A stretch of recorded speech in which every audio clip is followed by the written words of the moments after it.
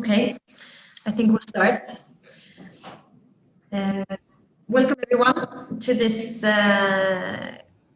In Conversations with Mies TV. This is the fourth of 4 conversations that we had through the Jubilee Week.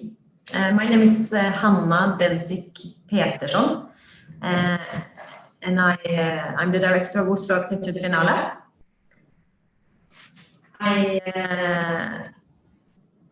Sorry.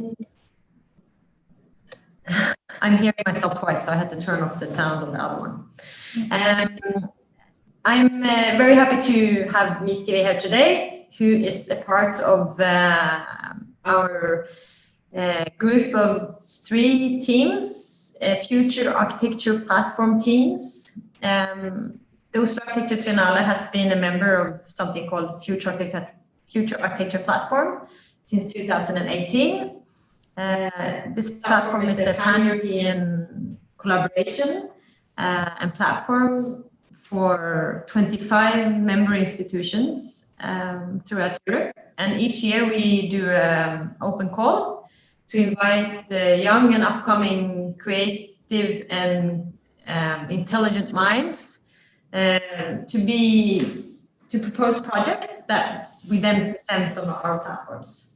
And for this year, we choose 3 teams, which Mies TV is one of them. I think that's what I need to see from my end. I will also mention that this project is a part of a Jubilee festival that we're having now. The Oslo Architecture Triennale turns 20 years in 2020, and we're celebrating that with a week of program. Everything's digital, of course, in this Corona times, and you can join the rest of the program at 2020 oslotriennale.no, where during the last 2 days of the week you will also have some content, and afterwards all the events will be available to look at also. So we're also kind of creating a kind of digital archive of the celebration of the 20 years anniversary. Okay, then I'd like to introduce Alexandra Cruz, who will be moderating the conversation with Mies TV. Over to you. Yeah, thank you, Anna. Hello. My name is Alexandra, and I am head of program at the Oslo Architecture Triennale. And as Anna said today, we close today this series of conversations about the archive with Mies TV, who is also the 3rd team of our collaboration with the Future Architecture Platform.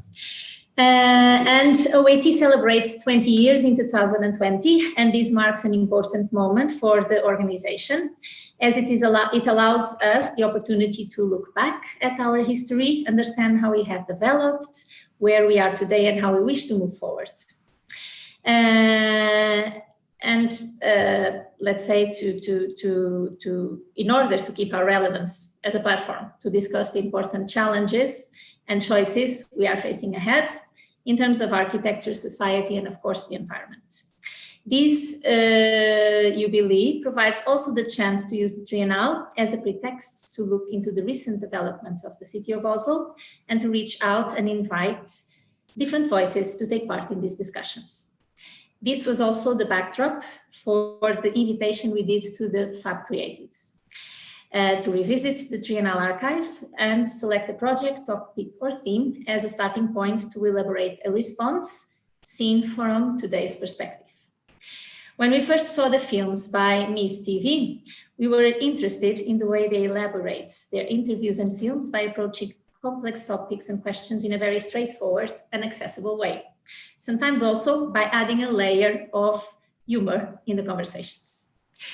And that's why we have invited Mies TV to develop a project for OAT Jubileum program, and they developed a series of 5 short documentary films based on their research through the Triennale archive. I would then like to invite first Chiara and Teresa from Mies TV to join us in this session and to present their project. And following the presentation, we will continue the conversation. To everyone that is seeing us from home, please feel free to join by sending your comments or questions through the chat. Okay, Chiara and Teresa, your turn. Okay.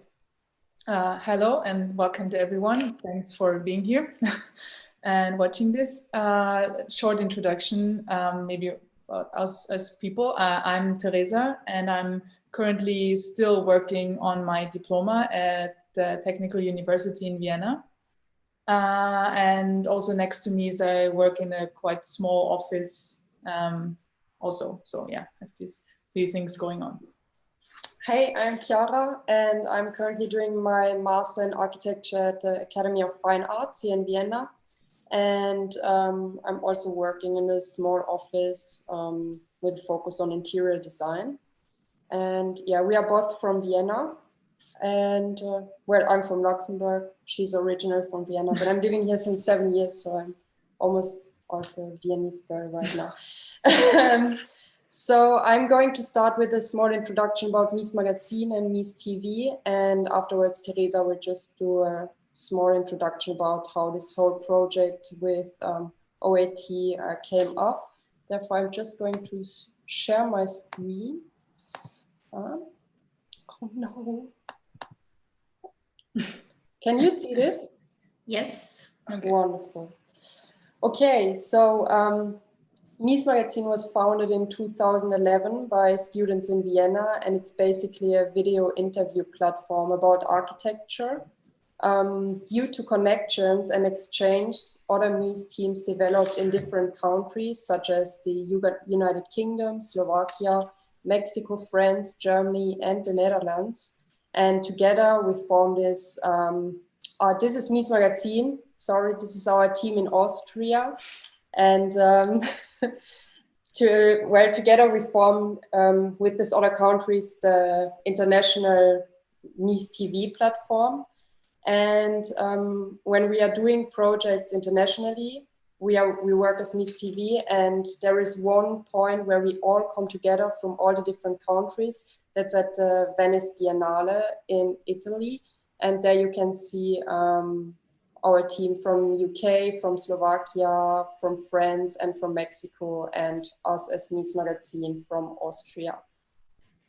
Maybe interesting to see in one here we already interviewed two people. I was in the Biennale in 2014 when we interviewed Nina Berra and Cou Bonesmo. It's by Mathieu is doing the interview. He's from France. And yeah, it's funny that we already interviewed people that we now interviewed again. Yeah, just a small info on the side. Sorry. Yeah, exactly. Now, so we applied for Future Architectural Platform, and we were lucky enough to get chosen, invited to present our work there.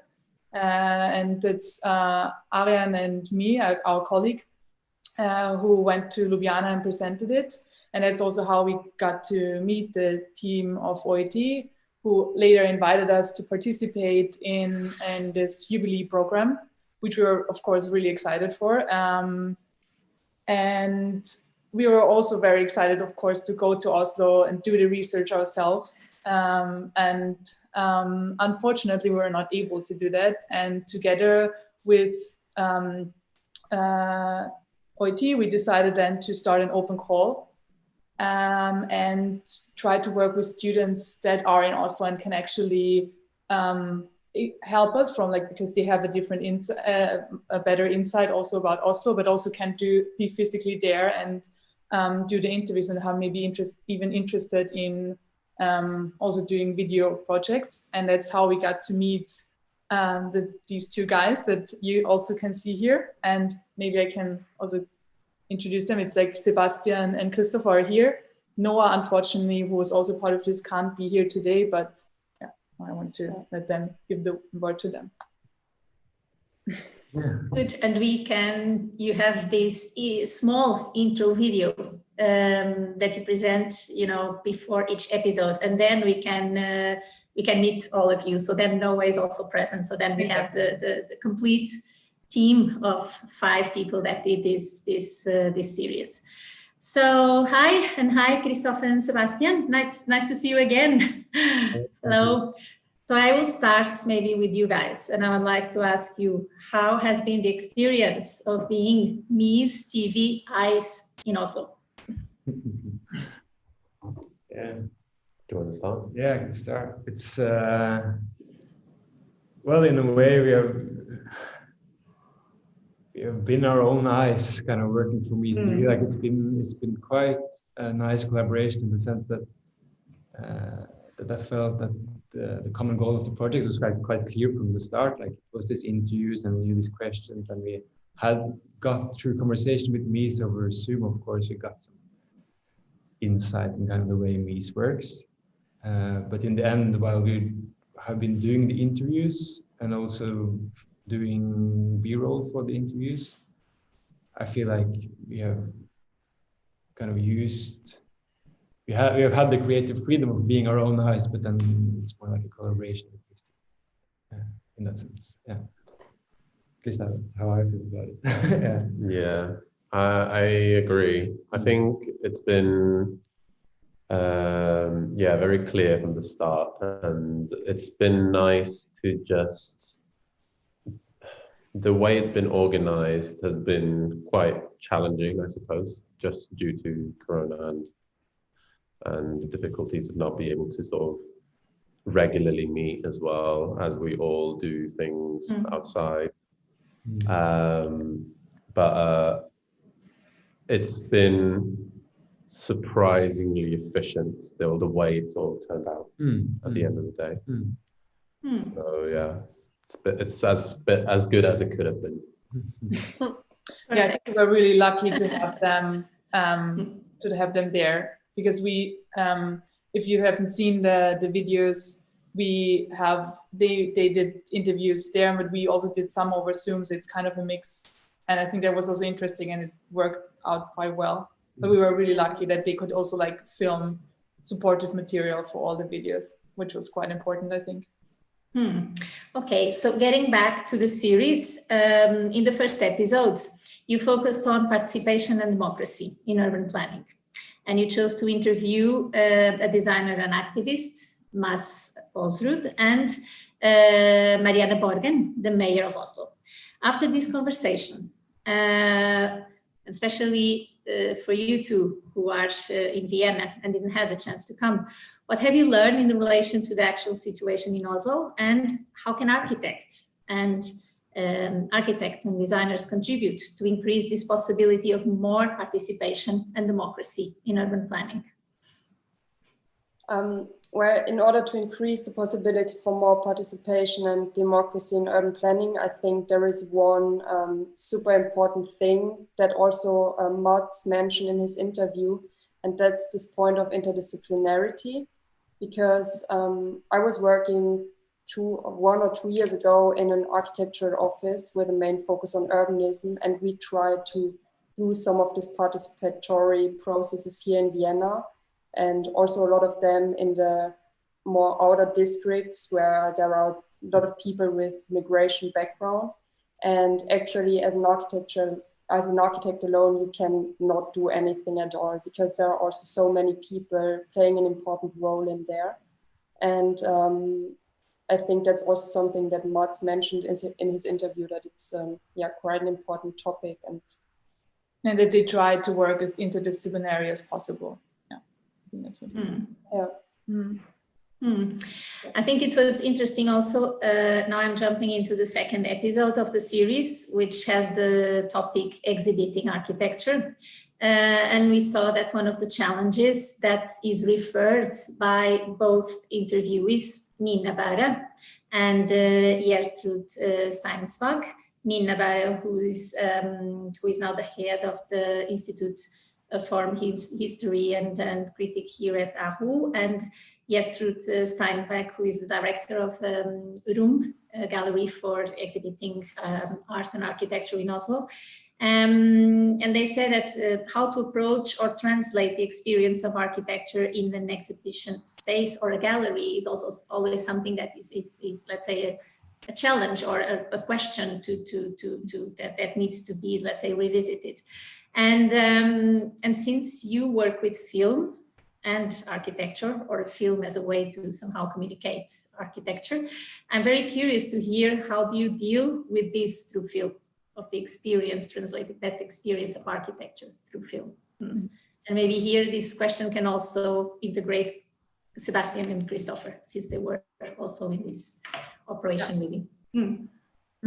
Yeah, I think one thing, and I think it's also something that Gertrud mentions, is where she says about trying to work with language and trying to translate this language into an everyday language. And I think that's something that Mies has trying to do from the beginning, because we didn't want to be, especially that we started as just we just started studying architecture, but that we didn't want to be another super sophisticated, elaborated architecture magazine, but try to be also a bit naive and ask questions that somebody might be afraid to ask, and try to make it quite simple, and also try to talk to an audience that is not only from the architecture field, but that we can show it to also our friends who maybe study something else or do something else. And so this is something that's quite important. I think that's what we tried to do in the film, because we used the format of interviews. And I think with that, you can easily direct it also to do this everyday language. Yeah. And also, in order, when we do these interviews, we always get these words from the architects and the thoughts of the people talking to us. But the medium of film allows us also to show the surroundings of them and the things they are actually talking about. So yeah, that's why we also think that the medium of film is a quite good medium to show this to the people. Yeah, I agree very much with Chiara in that it's like the mixed media film, with both being visual and audio, and the focus on people and people's kind of relationship to space, which is in so much like in studio, or especially in architecture school, but also in practice later. The visual input is like, it's immense, like all these social media channels and also through books and other medias, but getting the full image with interviews and audio and the human experience from others than yourself, of course, is very nice in the way you can work with film and architecture and interviews, especially. Yeah, I was gonna say that the interviews also the liveness of it, like the fact that they don't really have time to like film for a long time or be asked the same questions every time, makes it very real. It makes it grounds it a lot. That stands very in contrast to the sort of normal architectural representation of things. It's always very stylized and thought of, I suppose. Yeah.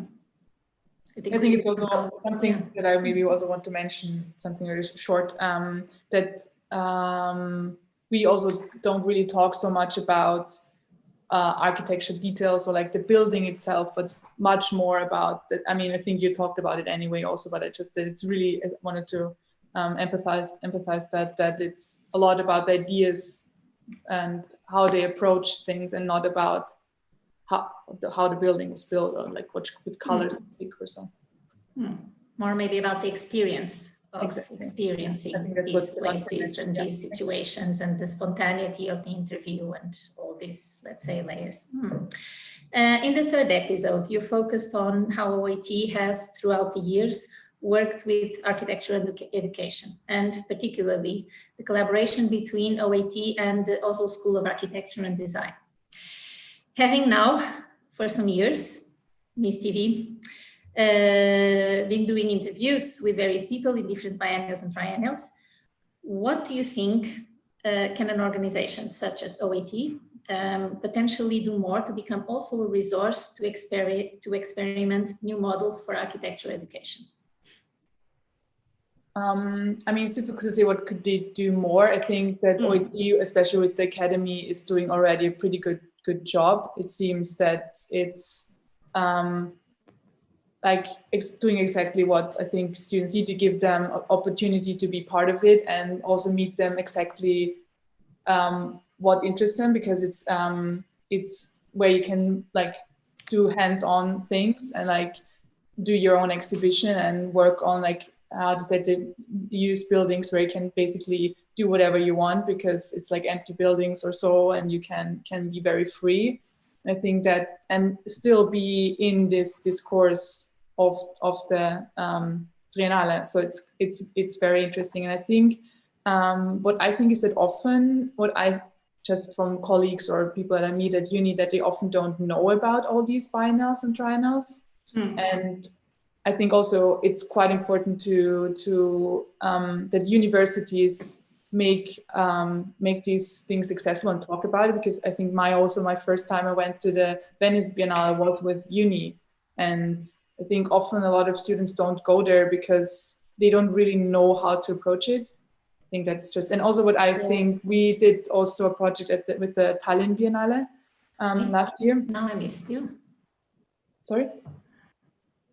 Yes, we need to go a little bit back because we missed, there was a gap, I think, with the connection. No, it was okay. Okay, so it was maybe just my computer. So okay, then continue. We did also a collaboration with the Tallinn Biennale last year.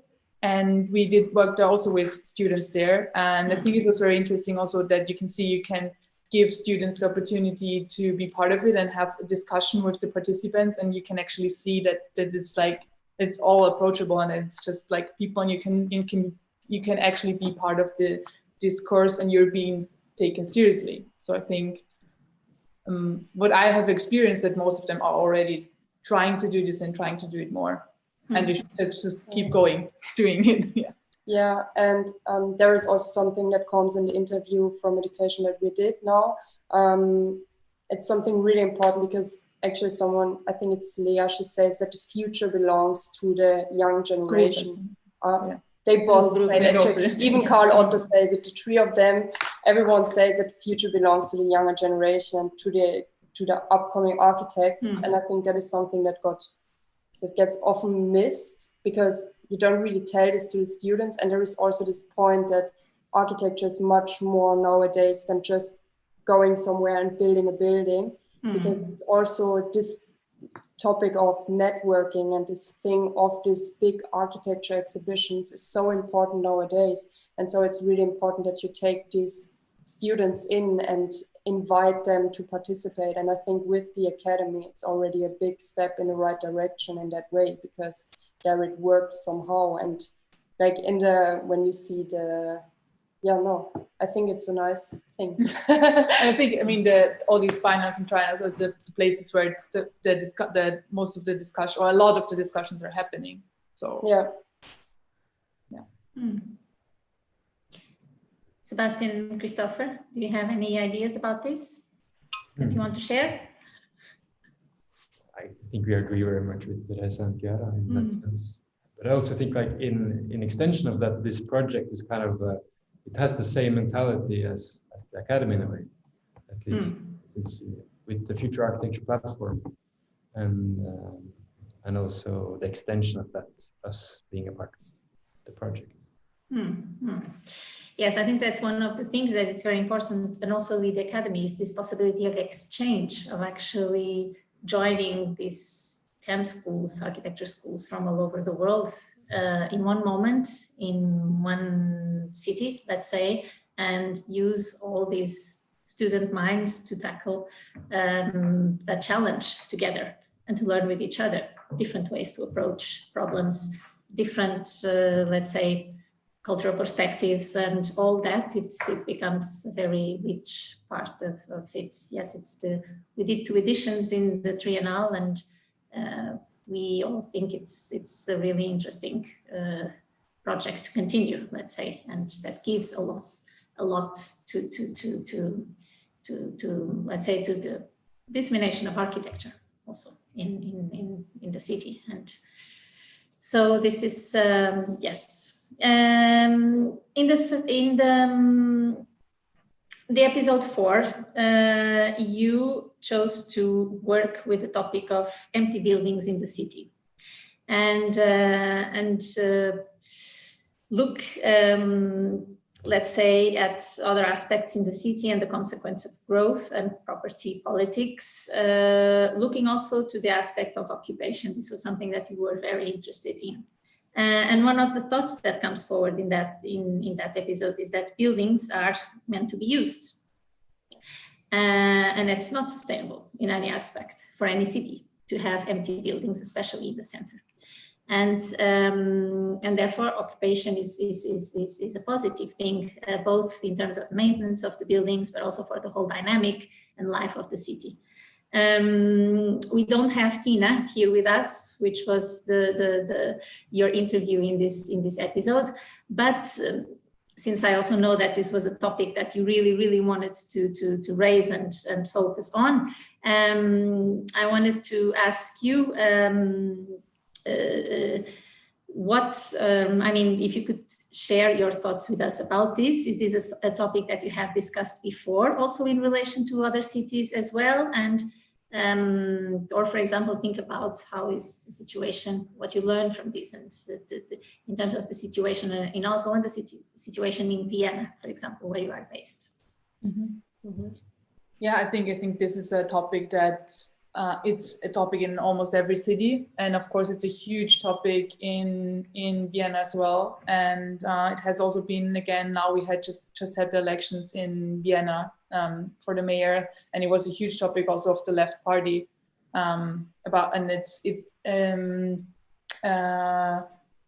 it's just very it's in Vienna also about the history. A lot of cultural centers used to be occupied, empty buildings that were occupied and then became something.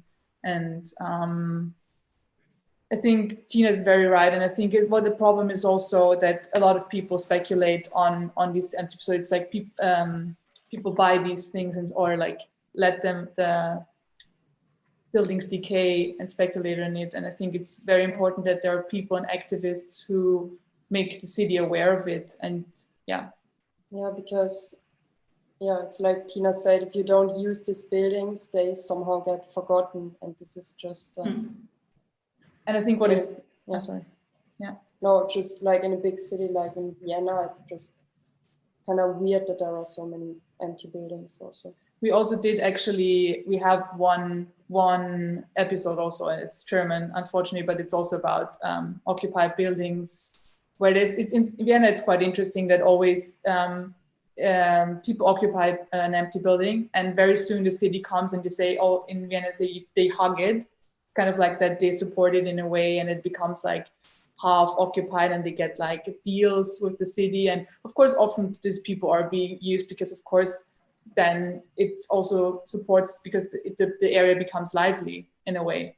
So that's how Vienna deals with it. It was quite interesting to see this from another perspective, and I think it's also interesting what kind of buildings are empty in Oslo, and that these what was it, the name of these like headquarters that are empty and should be destroyed. That was very interesting to hear.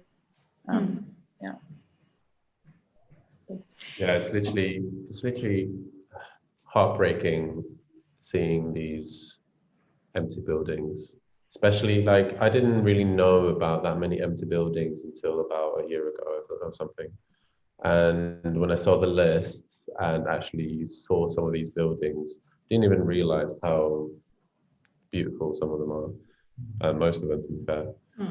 And it just makes you sort of think about occupied buildings and how, for example, that interview with Tina Lamb, how that the occupation of buildings in a way sounds like a healthy urban ecosystem, if I can say that.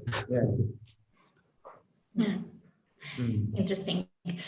In the last episode, the one that was released today, you focus on home and belonging.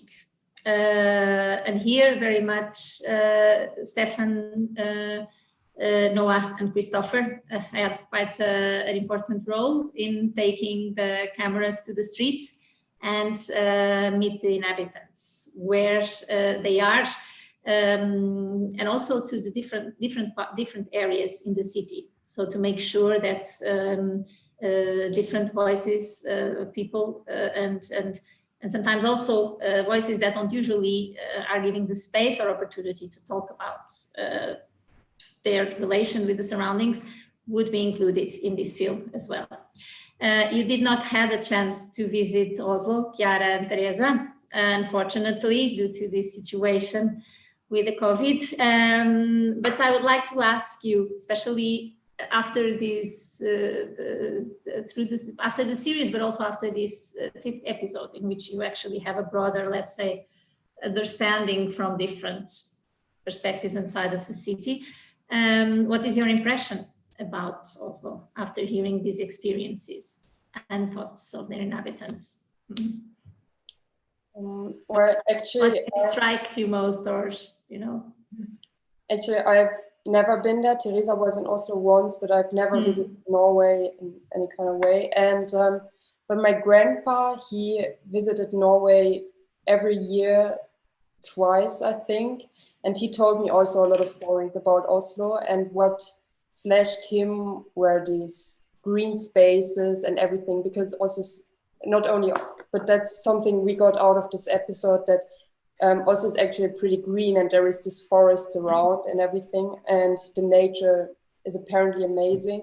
So I think this is something that got really stuck in my head, also back from the things my grandma told me about Norway. So yeah, I think that is one of the main parts, because literally everyone said, I like going for a walk in the forest, or I love the forest, and everyone is just always talking about the forest. So this is quite interesting, because also I think here in Vienna, this wouldn't be the first thing you would say, that you go into a forest, or that you go like out of Vienna to get some nature. I think that was very specific. I think that it's also what stuck out for me most. And I think that was why we also wanted to emphasize it, like this one small part in the belonging part, that they all talk about forests. Yeah. And I just loved also when the mayor says, like, you can basically walk for hours without meeting anyone. I thought that was really very interesting. What I also wanted to say about this episode was that this was an episode, because we kind of worked in the beginning also with our colleague Paula very much on the topics, and we picked a lot of topics and then discussed with you, OAT, and decided on these 5. And for the last one, it was, we decided that we want to have one topic that we developed together with the students. So a lot of stuff came from them. And of course, it was in this episode also important that we have them, because they know where to go. And I think it was also then, and it also came actually from them in a way that we decided to ask all the interviewees all these questions. So we have a huge collection now, and I think that was very interesting to have just this collection of people talking about home, and how similar and yet different the answers are, and like what just happens when what is home, like this question is quite difficult actually. Yeah, people had needed a lot of time to answer that. I think the process of making the video itself was like, I think it was like, one thing is talking to like Mayor or Mats Polster, or like these kind of people who know a lot about these issues, or you think they know a lot about these issues at least. But then going around in the city, and I think it's, for me as a student, I learned so much from the process. Both the fact that you could just approach anyone and ask a kind of simple question and get this kind of like amazing answers, but also really shifting my perspective on how I actually see the field of architecture, and how we work very much with people, and how so many are like reflecting on the issues we're working with in a sense. Yeah, it was really fun to see how, like, as soon as, obviously, like, some people didn't have time, or like were doing something or whatever, but the ones that, like, I suppose gave the questions a shot, as soon as they realized as soon as they realized what we were asking, they became super interested, like very engaged and really wanted to talk about it. And like, there's a sense of pride and maybe like, just general excitement. They wanted to be heard, I suppose. Yeah, that's interesting, because I remember we were discussing, you first had formulated a question in a way that was not so easy to kind of grasp. It was more kind of from a professional, let's say, language, and then you kind of switch it and make it much more accessible, talking about home and belonging. So before it was, I don't remember exactly what was the starting point, but just making this shift and introducing the word home and the word belonging, it made it suddenly much more, let's say, accessible and easy for people to engage that are not necessarily within the profession or have this, I think actually the question, what is home to you, was the difficult question. I think, or I don't know. I think it was quite risky. I don't know. I mean, you know more about it also with the experience that what is home to you is kind of and also, and since we did a lot of the questions in English, which is the second language most we interviewed, like also the word itself, belonging, was kind of hard to explain. It's kind of an abstract word, but then we started talking about what's kind of your favorite place to be in Oslo, and then then you get into the topic of belonging, but asking differently. So. Yeah. Good. Yes, I think that we kind of covered pretty well this series and the topics. I don't know. I mean, after you did this after doing, let's say, this project and the 5 series. I would like to ask you, and after being, of course, like researching through OAT archive, what is your impression of OAT throughout the years? Where we did spend quite a lot of time going through the archive, and I think that all the topics somehow were super relevant, and are also nowadays, like in this year, are still relevant. So the topics are not something that were just stuck to one year and got lost and you don't think about it anymore, but they still have an important role nowadays. So it was super interesting, actually. Yeah, I think that's something that also Nina mentions, that especially in the last 3 Triennales, that it mentioned to be like on the spot and stuff, and I think that really works. But what I also have to say, that's like, it was really also nice to work with you, because you never know, like it's always like sounds like super big, and it is quite big, and you meet all the people and you realize again that it's all like super nice people and very helpful, and it's like very nice to collaborate always. Yeah. I think that's also something, yeah. And now this is a question that I didn't have planned, but since I have 4 students here in this conversation, 2 international and 2 that are now based in Oslo, I also wanted to ask you, okay, what do you think are, let's say, the most pressure issues that architecture will be facing ahead? And topics that will be important to discuss as architects. Well, that's a big question. Yeah. I think it has a lot to do with like living. It sounds super stupid and simple, but I think the way we perceive living at the moment is a bit outdated maybe. And I think especially also now in the pandemic, we realize a lot maybe what homes actually maybe need. And I think, I think in general, but I don't know what you can do so much as architects, but I think you can try to talk about it more, like with a whole, and I think it has to do with the urban developments as well, when you talk about gentrification and about housing prices and stuff. And I think, we have to talk about this maybe more. Yeah, and there's of course like this climate topic in relation to architecture that will play an norm role the next years also. Yes. Um, And it's also the way we build today is not very, like the normal regular buildings is not very environmental friendly, let's say. I think at least in Vienna, what I can say of it.